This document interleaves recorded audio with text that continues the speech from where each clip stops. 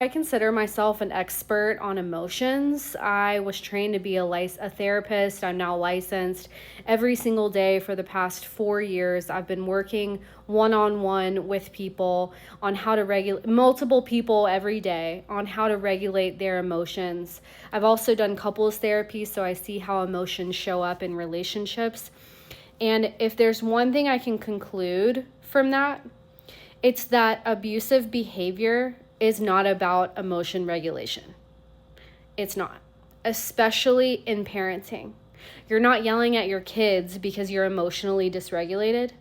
Sure, that's part of it. That's a small part of it. You're yelling at your kids because you can. Because you can. There's two things happening in that situation. Yeah, there's your emotional experience, but the biggest part is your beliefs and, dare I say, entitlement about what you can and cannot do in that relationship and in your household.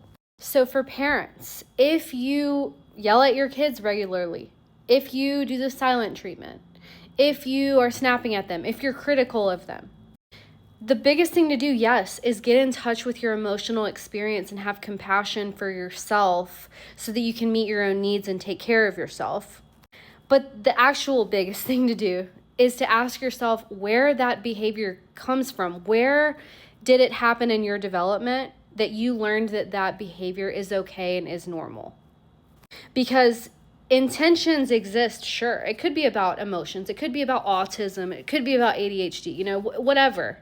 That's the intention. But the impact is still the same. There's a power dynamic there. And your child's self-esteem and inner world is based on the way you treat them. I say this with all the love in the world, but get your shit together.